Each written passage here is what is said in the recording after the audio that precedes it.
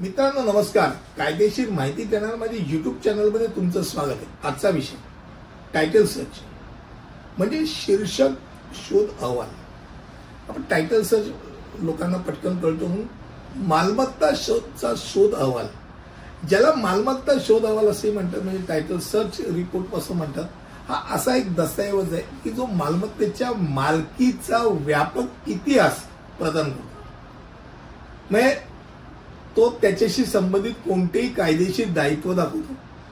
त्यामुळे सुरक्षित आणि माहितीपूर्ण रिअल इस्टेट व्यवहार त्या निमित्ताने सुनिश्चित होतो. आता लिमिटेशन लॉज आहेत, त्या तत्वांचं पालन करून ज्या वेळेला आपल्याला टायटल सर्च रिपोर्ट आपण मागवतो, वकील काय करतात, मालमत्तेच्या मालकीची स्वच्छ साखळी सुनिश्चित करण्यासाठी मालमत्तेच्या मालकीवर परिणाम करू शकणाऱ्या कोणत्याही संभाव्य समस्या किंवा अडचणी ओळखण्यासाठी किमान 30 वर्षाचा मालकी शोध घेतात.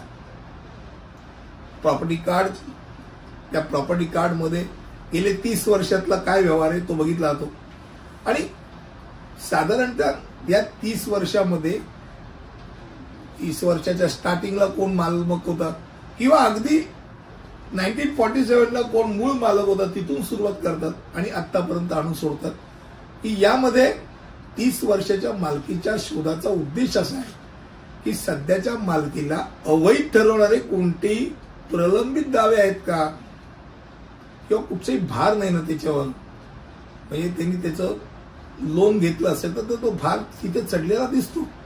म्हणजे मालकी हक्क क्लिअर टायटलचा आहे का, कुठच्याही वाजवी शंकांपासून दूर आहे का, हे स्थापित करण्याकरता टायटल सर्च रिपोर्ट काढला जातो. शोध म्हणजे टायटल सर्चच्या मालकीवर परिणाम करणारे कोणतेही प्रलंबित दावे, धारणाधिकार किंवा भार तो उघड करत असल्या कारणाने समजा काही वादविवाद असेल किंवा मालमत्ता कर जर चढलेला असेल, कायदेशीर गुंतागुंत असेल, तर अशा वेळेला बँका म्हणा किंवा विकत घेणारे म्हणा त्यानुसार त्यांचा रिस्क घेऊन आपण करायचं का नाही करायचं ठरवू शकतो. किती रिस्क आहे हे ठरवू शकतो. किंवा नाही घ्यायचं तर ठीक आहे, पण का नाही घ्यायचं त्याच्या कारण टायटल सर्च मध्ये तो फेल झालेला आहे. संपूर्ण मालकीच्या शोधामुळे खास करून टायटल सर्च टोटल त्यांनी सर्च केला.